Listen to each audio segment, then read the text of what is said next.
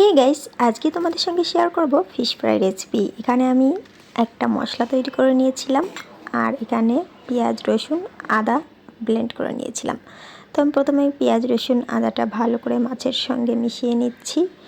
এই যে মেশানো হয়ে গেলে এবার আমার বানানো মশলাটা এই যে দিয়ে দিচ্ছি। এখানে ছিল হলুদ, লবণ, সরিষার তেল, জিরে গুঁড়ো, মরিচ গুঁড়ো, তো এইসবই ছিল।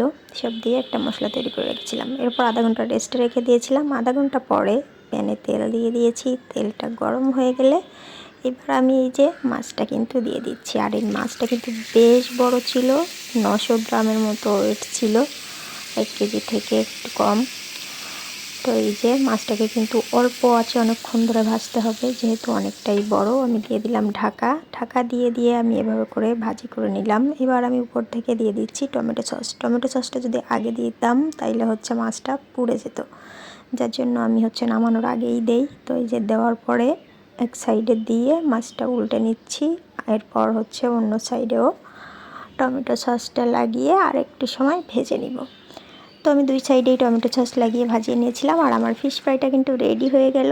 এরপর আমি নামিয়ে নিয়েছিলাম। তোমরাও কিন্তু এভাবে করে যে কোনো ফিশ এভাবে ফ্রাই করতে পারো। এটা খেতে কিন্তু অনেক টেস্টি। কেমন লেগেছে তোমাদের অবশ্যই কিন্তু কমেন্টে জানাতে ভুলো না। টাটা।